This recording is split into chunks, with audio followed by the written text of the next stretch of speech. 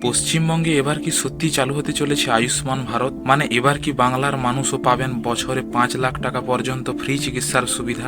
এই খবর সামনে আসার পর থেকেই গোটা রাজ্যে শুরু হয়েছে জোর আলোচনা। কেউ বলছে হাসপাতালে আর টাকা লাগবে না, কেউ বলছে নতুন কার্ড বানাতে হবে, আবার কেউ বলছে স্বাস্থ্যসাথী বন্ধ হয়ে যাবে। কিন্তু আসল সত্যিটা কি? কারা এই সুবিধা পাবেন, কিভাবে আবেদন করতে হবে, আর এখন আপনার কি করা উচিত? আজকের ভিডিওতে সবকিছু একদম সহজ ভাষায় বলবো, তাই ভিডিওটা একদম শেষ পর্যন্ত দেখুন, কারণ মাঝখানে আমি এমন একটা গুরুত্বপূর্ণ তথ্য বলবো যেটা এখনো অনেক মানুষ জানেন না। দেখুন, আয়ুষ্মান ভারত নতুন কোনো স্কিম নয়, এটা কেন্দ্রীয় সরকারের একটা বড় স্বাস্থ্য প্রকল্প, যেখানে এলিজিবল পরিবার বছরে 5 লাখ টাকা পর্যন্ত ক্যাশলেস চিকিৎসার সুবিধা পান। সরকারি এবং নির্দিষ্ট প্রাইভেট হসপিটাল দুটো জায়গাতেই এই সুবিধা ব্যবহার করা যায়। কিন্তু এতদিন পশ্চিমবঙ্গে এটা পুরোপুরি চালু ছিল না, আর এখন নতুন করে এই স্কিম নিয়ে বড় আলোচনা শুরু হয়েছে। কারণ বিভিন্ন রিপোর্টে বলা হচ্ছে পশ্চিমবঙ্গে আয়ুষ্মান ভারত চালু করার সিদ্ধান্ত নেওয়া হয়েছে। আর এই খবর সামনে আসার পর থেকেই মানুষ একটাই প্রশ্ন করছেন, আমরাও কি 5 লাখ টাকার চিকিৎসা পাবো? আর এখানেই মানুষ এখন সবচেয়ে বেশি আগ্রহ দেখাচ্ছেন।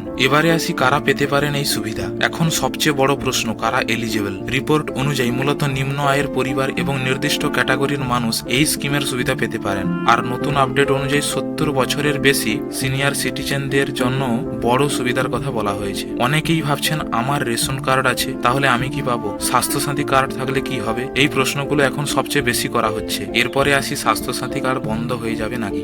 দেখুন, এই মুহূর্তে সোশ্যাল মিডিয়ায় সবচেয়ে ভাইরাল গুজব হলো স্বাস্থ্যসাথী বন্ধ হয়ে যাচ্ছে। কিন্তু বিভিন্ন রিপোর্ট অনুযায়ী স্বাস্থ্যসাথী পুরোপুরি বন্ধ হচ্ছে এমন অফিসিয়াল কনফার্মেশন এখনো পরিষ্কারভাবে সামনে আসেনি। বরং কিছু রিপোর্টে বলা হয়েছে এই দুই ধরনের সুবিধাই প্যারালাল ভাবে চলতে পারে। তবে প্রাইভেট হসপিটাল নিয়ে কিছু সমস্যা এবং কনফিউশন তৈরি হয়েছে বলে খবর সামনে এসেছে। কিছু হাসপাতালে স্বাস্থ্যসাথী কার্ড নিয়ে সমস্যা হওয়ার রিপোর্টও এসেছে, তাই এখন সবাই অফিসিয়াল গাইডলাইনের অপেক্ষায় আছেন। এবারে আসি কি কি ডকুমেন্ট লাগতে পারে।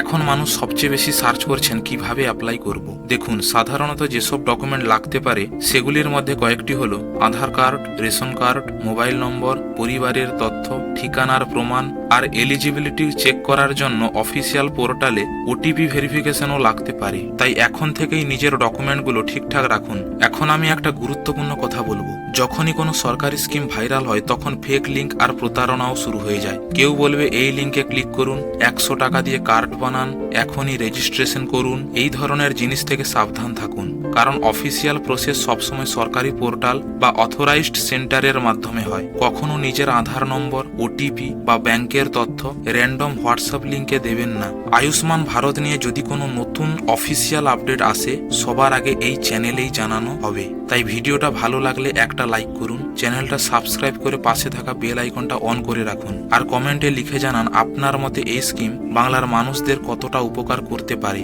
দেখা হবে পরের ভিডিওতে। ধন্যবাদ।